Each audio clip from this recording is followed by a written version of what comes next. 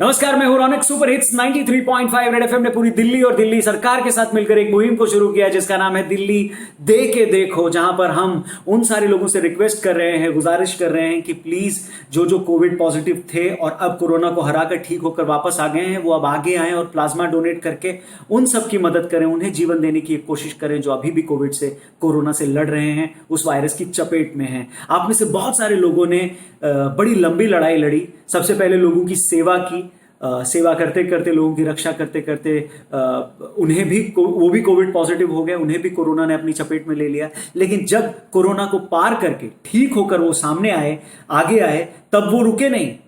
उन्होंने फिर दूसरी लड़ाई शुरू करी, प्लाज्मा डोनेट करके उन सब की मदद करने की जो अब भी इस वायरस से लड़ रहे हैं। सो उन्हीं में से एक सुभाष जी से मैं अभी बात करने वाला हूं। तो सुभाष नागपाल जी इस वक्त हमसे जुड़ गए हैं। नमस्कार सुभाष जी, कैसे हैं आप? मैं ठीक हूँ रौनक, नमस्कार। सबसे पहले तो मैं आपको थैंक यू बोलना चाहूंगा और सैल्यूट भी करना चाहूंगा कि आपने एक नहीं बल्कि दो दो बड़ी लड़ाइयां लड़ी हैं। पहले तो वो कि आपका पूरा परिवार कोविड 19 की चपेट में था, वहां से ठीक होकर और कुछ अपनों को खोकर जब आप आगे बढ़े तो एक दूसरी लड़ाई जहां पर आप प्लाज्मा डोनेट करके एक ऐसा एग्जाम्पल आपने सेट किया कि और भी लोगों को ये इंस्पायर करेगा।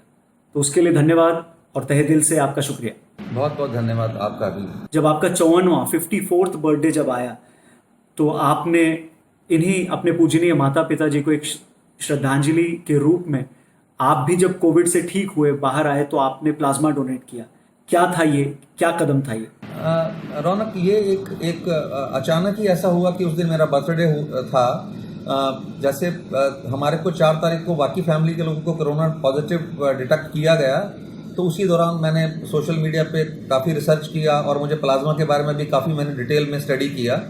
तो मैंने उसी वक्त ही मन बना लिया था कि जैसे ही मैं ठीक होकर बाहर आऊँगा, जैसे ही मेरा कोरोना नेगेटिव आएगा, मैं सबसे पहले प्लाज्मा डोनेट करूँगा।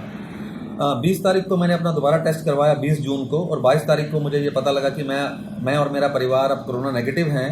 तो उसी दिन ही मैंने डिसाइड किया कि जिन एनजीओ ने हमारी मदद की थी, उनका एनजीओ KEB फाउंडेशन ने हमारी मदद की थी, तो मैंने उन्हें इमीडिएटली कांटेक्ट किया और ये कहा कि मैं कोरोना नेगेटिव हूँ और 22 तारीख के ठीक 14 दिन के बाद मैं प्लाज्मा डोनेट करना चाहूँगा। तो उन्होंने मुझे 5 तारीख को फ़ोन किया और बोला कि आपके साथ हम एक डोनर अटैच कर रहे हैं, एक रिसीवर अटैच कर रहे हैं, आप उनके डोनर बन जाइए और आपके कुछ टेस्ट किए जाएंगे। यहाँ ये 3-4 घंटे का टोटल प्रोसेस रहता है, बिकॉज पहले 1-1.5 घंटे में आपका ब्लड टेस्ट किया जाता है, उसके बाद 50 मिनट के आसपास प्लाज्मा को ट्रांसफ़र करने के लिए ये इतना टाइम लग जाता है। तो उसके चलते हुए मैं 7 तारीख को अर्ली मॉर्निंग पहुँच गया। और ये चांस की बात है कि उस दिन मेरा जन्म दिवस था और शायद भगवान यही चाहता था कि मैं जन्मदिन वाले दिन ही अब प्लाज्मा डोनेट करके अपने माता पिता को श्रद्धांजलि दूं और शायद मेरे प्लाज्मा से मैं किसी और की जान बचा पाऊं।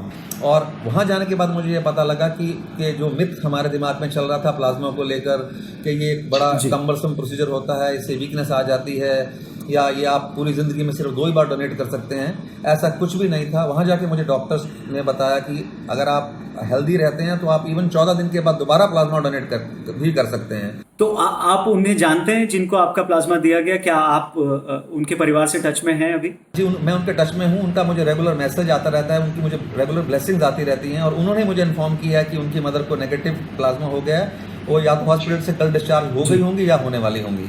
बहुत ही बढ़िया बात आपने बताई। चलते चलते बस मैं आपसे यही कहना चाहूंगा कि रेड एफएम ने भी एक मुहिम शुरू की है पूरी दिल्ली वालों के साथ मिलकर कि दिल्ली दे के देखो, यानी प्लाज्मा डोनेट करिए। जो लोग भी कोविड नेगेटिव हो चुके हैं, अब उससे बाहर आ चुके हैं वायरस से, तो वो आगे आए और प्लाज्मा डोनेट करें।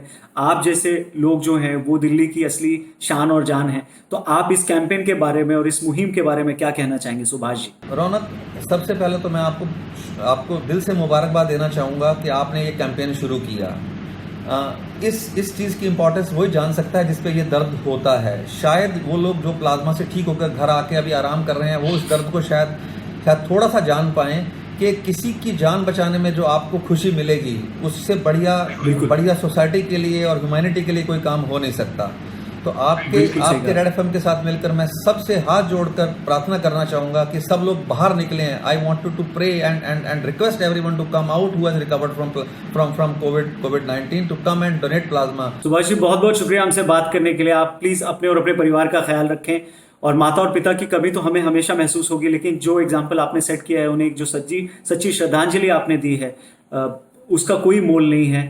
आपके परिवार को और हिम्मत दे भगवान, यही मैं कामना करूंगा। And thank you very much. मैं फिर से कहूंगा, आप ही लोग हैं जो दिल्ली की शान है और दिल्ली की जान है। रेड एफएम आप लोगों को और एक बार सैल्यूट करता है। रेड एफएम बजाते रहो। शुक्रिया सुभाष जी और एक बार। Thank you Raunak, thank you very much.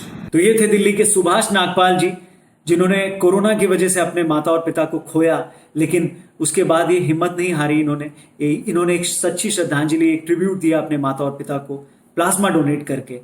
एक बार तो इन्होंने प्लाज्मा डोनेट किया है, अब ये दोबारा प्लाज्मा डोनेट करने की तैयारी कर रहे हैं। हम सबकी दुआएं इनके साथ है, लेकिन मैं पूरी दिल्ली वालों से फिर से रिक्वेस्ट करूंगा कि रेड एफएम की इस मुहिम के साथ जुड़े। दिल्ली दे के देखो, प्लाज्मा डोनेट करके देखो, किसी को जीवन दान दे कर देखो। 93.5 रेड एफएम बजाते रहो। जय हिंद। 93.5 बजाते रहो।